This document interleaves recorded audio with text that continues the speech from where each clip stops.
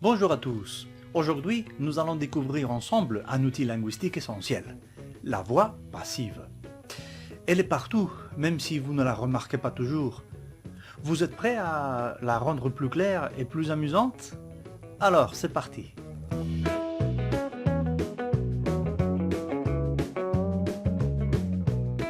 La voix passive est un moyen de mettre l'accent sur le receveur de l'action, et non sur celui qui l'a fait. Par exemple, à la voix active, vous dites « les enfants mangent le gâteau ». Et à la voix passive, vous dites « le gâteau est mangé par les enfants ». Le gâteau, qui était le complément direct à la voix active, devient le sujet de la phrase passive. Et donc, vous mettez l'accent sur lui, si vous voulez. On utilise souvent la voix passive pour 1. Mettre en valeur l'objet de l'action. 2. Dans les textes historiques ou scientifiques, où l'on insiste sur le procès plutôt que sur l'agent. Et 3. Quand l'auteur est inconnu ou sans importance.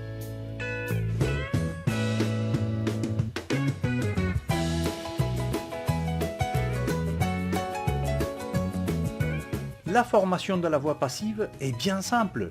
Il suffit d'utiliser le verbe « être » conjugué au même temps et au même mode que les verbes dans la forme active, suivi du participe passé du verbe principal. Finalement, ajoutez, si vous voulez, par pour préciser l'auteur de l'action si nécessaire. Là, je vous présente 3 exemples différents pour que vous vous fassiez une idée de comment ça fonctionne.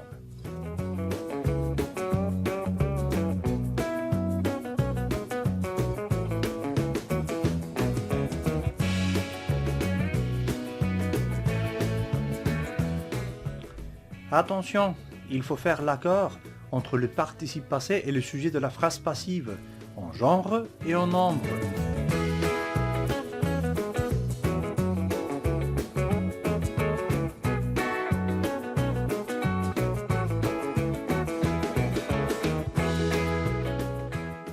Permettez-moi de faire quelques considérations à propos du complément d'agent.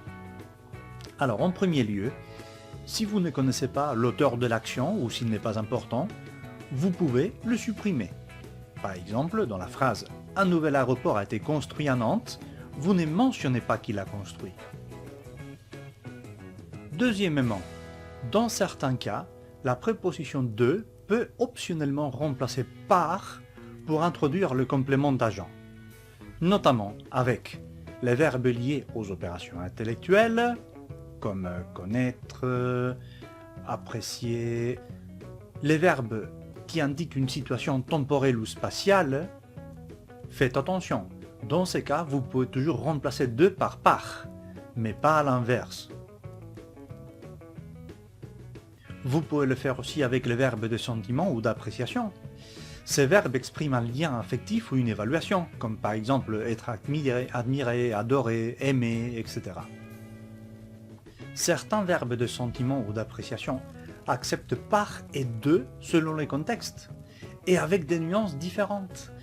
Par est employé par défaut pour indiquer l'auteur ou l'agent d'une action, tandis que de exprime souvent une émotion, un état ou un effet figuré. Les verbes contraindre, obliger et forcer changent de préposition. À la voix active, ces verbes sont suivis de la préposition à, mais lorsqu'ils sont utilisés à la voix passive, la préposition devient de. Troisième et dernière considération. Lorsque l'agent de l'action est un pronom personnel, vous ne pouvez pas l'utiliser dans la voix passive. Par exemple, ils ont réparé cette voiture a été réparée par eux, c'est pas possible. D'accord? Dans ces cas, vous devez conserver la forme active ou reformuler la phrase. C'est vrai qu'exceptionnellement, vous pourrez conserver le pronom si vous voulez, pour insister fortement sur l'identité de celui qui a accompli l'action. Par exemple, attention, cette pièce a été écrite par moi et non par toi. Alors là, c'est une exception, hein, mais sinon, vous ne pouvez pas utiliser le pronom comme ça.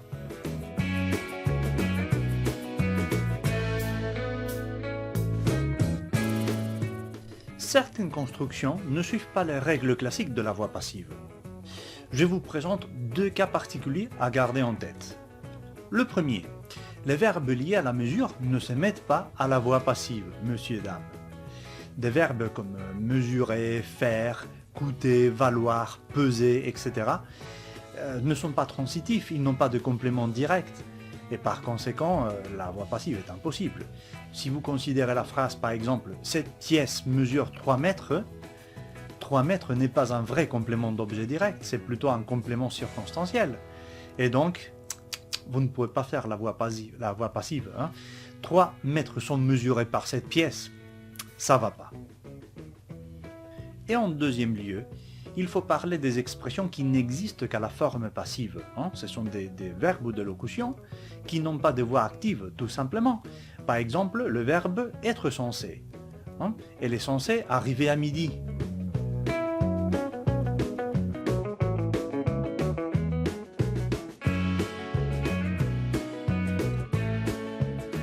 Et pour finir cette vidéo, il faut prendre en considération quelques structures à sens passif qui sont de vraies ou qui constituent de vraies alternatives à la voix passive. La première, ce sont les verbes pronominaux à valeur passive. Ces formes sont particulièrement courantes dans des contextes quotidiens. Par exemple, dans la phrase « ces livres se vendent très bien », ça veut dire qu'ils sont très bien vendus, c'est-à-dire on est en train d'utiliser un verbe pronominal à sens passif. Considérez la phrase « ce vin blanc se boit jeune », c'est-à-dire il doit être bu jeune. Hein, vous voyez, c'est un mécanisme très simple qui nous permet d'exprimer le sens passif sans avoir recours à la voix passive conventionnelle. Il y a 5 alternatives à la voix passive que je voudrais commenter avec vous et qui sont super intéressantes. La première, c'est le verbe faire plus infinitif.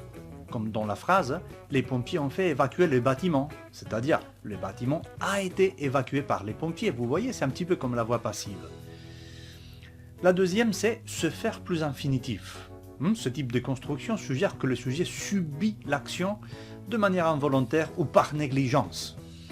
Par exemple, elle s'est fait voler son sac, c'est-à-dire qu'elle a été victime d'un vol, mais sans résistance apparente.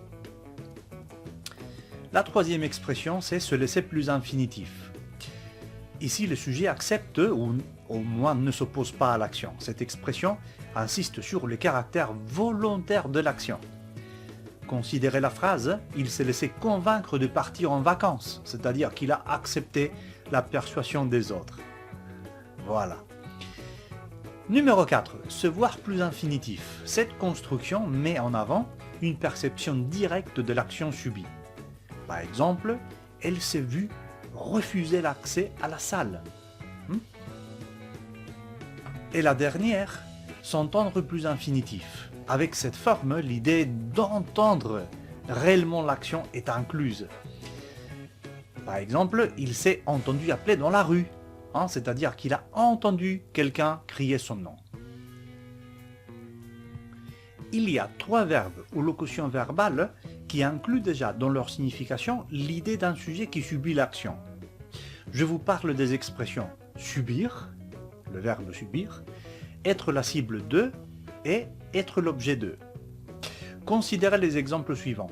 Elle a subi de nombreuses injustices. Il a été la cible de critiques.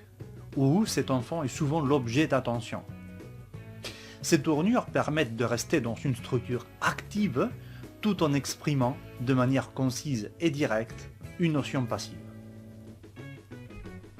Et finalement, je voudrais vous parler des adjectifs en able et ible. Ces adjectifs expriment souvent une idée passive de façon simple et directe. Considérez les exemples suivants. Ce comportement est inacceptable, c'est-à-dire qu'il ne peut pas être accepté. Vous voyez, donc il y a une certaine idée un sens passif, si vous voulez. Ou ce film est incompréhensible, ça veut dire qu'il ne peut pas être compris.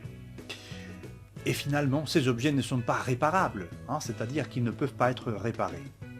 Alors, en combinant ces alternatives avec la voix passive classique, vous enrichissez votre expression tout en évitant la répétition. Et voilà, vous savez maintenant comment utiliser la voix passive pour enrichir votre discours. Souvenez-vous, la clé c'est de pratiquer. Merci de votre attention et à très bientôt pour une nouvelle leçon. Au revoir.